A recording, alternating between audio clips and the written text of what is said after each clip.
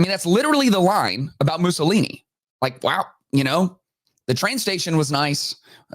Things ran well-oiled machine, Sure, it was unbelievably corrupt and he was a dictator and most people lived in squalor. But boy, wasn't that a nice subway station. Tucker Carlson has been making worldwide news during his trip over to Russia. First, he interviewed President Vladimir Putin, which was obviously a huge deal. And now, kind of oddly, he's been putting out these Tucker Carlson shorts where he's highlighting things about Moscow specifically that he's just blown away by. I thought he did a pretty good job interviewing Putin. It was a wild interview because Vladimir Putin just kind of sat back and was like, well, let me take you back to the beginning of time. That's my Russian because I'm good at impressions. If you're new to the podcast, I am so good at impressions. Wow. Also, I lie sometimes. So no more Russian, probably. It might slip out. But it was a good interview. And Putin was just like, well, in the year 17,000 BC, right? And then just basically by the end of it, he was like, and that's why we have to take Ukraine. So it was interesting. It was a difficult interview to manage. It was being translated by an earpiece. That's got to be hard. However, the thing that is really striking me as odd are the two clips that we're going to look at. The first one is where Tucker is outside of the Moscow subway station, and he keeps making these very broad claims, which is like, you can tell a lot about how good a country is or how well it's run or how well the people are thriving by how clean the subway station is. It's like, maybe, I mean, there's some component to that where it's like, it does say something, but to jump from an observation to like a holistic conclusion about the entire operation of the country, he then goes to the grocery store and is like, man, groceries are way cheaper here, which spoiler alert, they're not, right? But he's like, this is enough to radicalize me, which I don't know what that means. But these are interesting. And what we're trying to kind of figure out is this like a really helpful critique of what's going on in America, which there is, plenty to critique? Or is this like bordering on some kind of weird Russian propaganda? So let's take a look. We probably won't watch the whole things because they're kind of long, but here is Tucker at the subway station. One of the ways you understand a society is through its infrastructure, the places where people gather, the places where they go to travel. If you've got a lot of people in one place, it tells you a lot about the people. So with that in mind, we're standing in front of the Kievskaya metro station and there's a train station next to it. Now, the metro station was built by Joseph Stalin 70 years ago. And the question is, how's it doing now after 70 years? So we went into it to take a look, and what we found shocked us. Now, that's not an endorsement of Stalin, who was bad, obviously, nor is it an endorsement of the current president, Vladimir Putin. You may not like him either. But it doesn't change the reality of what we saw, or more precisely, didn't see. There's no graffiti, there's no filth, there are no foul smells, there are no bums or drug addicts or rapists or people waiting to push you onto the train tracks and kill you. Wow. No, it's perfectly clean and orderly. And how do you explain that? We're not even going to guess. That's not our job. We're only going to ask the question. And if your response is to shout at us slogans dumber than the slogans we used to call Soviet. Okay, so basically at that point, it then goes into a montage of the train station itself. Let's take a little look at that. Russia looks like today, February 2024, in the middle of a war. Here it is.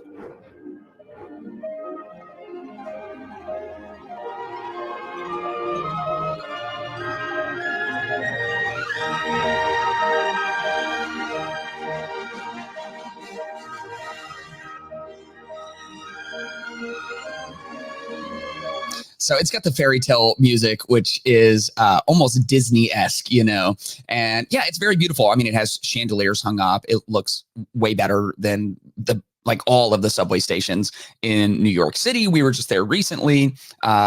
Yes, I got peed on by a homeless guy, Yeah. So yeah, I get it, right? Way nicer. Here's the next one. This is Tucker Carlson going grocery shopping. Let's take a look at that.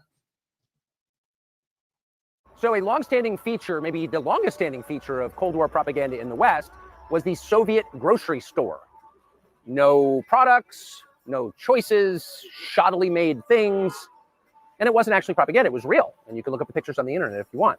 So we thought it would be interesting to take a look at a contemporary, modern-day, 2024 Russian grocery store 2 years into sanctions.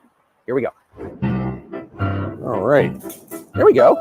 So I guess you put in 10 rubles here, and you get it back when you put the cart back.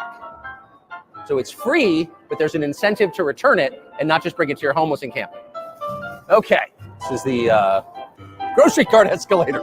This is designed, I'm figuring this out now, where the wheels don't move, they lock on the grocery cart escalator. Look, Ma, no hands. Retail. So they get to the end and they're trying to guess how much everything's going to cost. So we were guessing what this would cost. Everybody here from the United States buys groceries, and we didn't pay any attention to costs as we were just putting in the cart what we would actually eat over a week. And we all came in around $400, about $400. It was $104 US here. And that's when you start to realize that ideology maybe doesn't matter as much as you thought, corruption. If you take people's standard of living and you tank it through filth and crime and inflation, and they literally can't buy the groceries they want, at that point, maybe it matters less what you say or whether you're a good person or a bad person. You're wrecking people's lives in their country. And that's what our leaders have done to us. And coming to a Russian grocery store, the heart of evil, and seeing what things cost and how people live, it will radicalize you against our leaders. That's how I feel anyway, radicalized. Okay, so those are really big statements. I feel radicalized against our leaders as I stand in the middle of a Moscow grocery store. So what exactly is going on here? Well, I'm surprised because Tucker is a student of history and he is a student of world affairs. It is well known that people who are more dictatorial in their leadership of countries typically have some pockets of that country, specifically in the capital, where things are kept very nice. And they have landmarks and things for those outside of the country to come observe, specifically to go, oh, things aren't bad here. Oh, man. I mean, look at the train station. Somewhat ironically, the line that's always used about Mussolini is, well, he was terrible and he was a fascist and he was an authoritarian ruler and he would jail dissidents and he didn't allow free speech. And maybe sometimes he would poison people who weren't on his side. But man, the trains always ran on time. Wow. So, I mean, that's literally the line about Mussolini. Like, wow, you know, the train station was nice.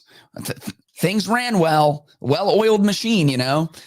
Sure, it was unbelievably corrupt and he was a dictator and most people lived in squalor.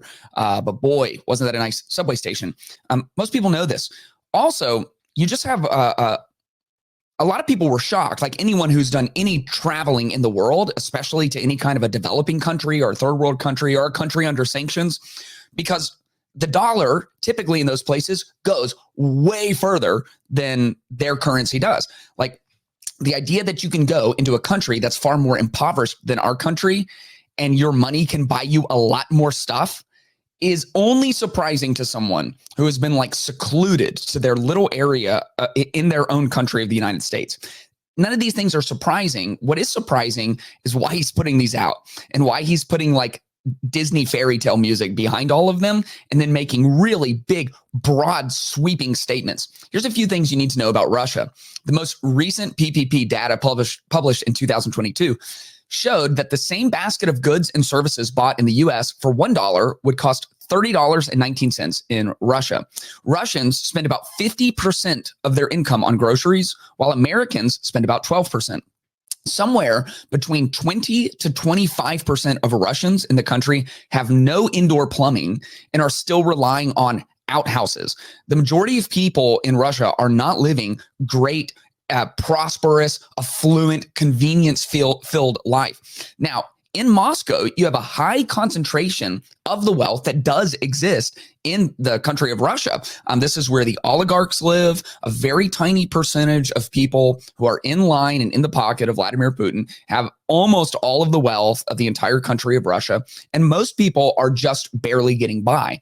And what you have to do is you have to get outside of the propaganda circle to be able to make any kind of educated assertion about what's going on inside of the country. Famously, even in the capital of North Korea, there are beautiful train stations. In some of the areas in China, which has been ruled by dictator for a very long time. Obviously, it's President Putin and but these authoritarian leaders over in China, they have some beautiful train stations, right? But the majority of people are not living well. And so what you have to do is you have to look past the facade. We see this in the story of the call of King David, where the prophet goes out and he wants all the older brothers because they're bigger and they're stronger. And then the Lord speaks to him and says, the Lord does not look at the things people look at.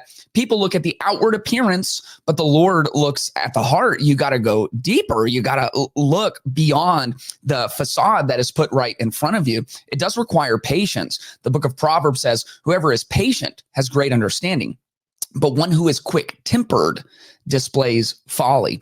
And I'm not a psychiatrist. I'm really not qualified to psychoanalyze Tucker Carlson. I don't listen to him all of the time. But what I do hear from him is a huge dissatisfaction with the way things are being run here in America, a huge dissatisfaction with the leaders, and not even specifically like the right or the left or the Republicans or the Democrats. Obviously, he's a conservative guy, but that he just sees the whole system is broken, right, left, up, and down.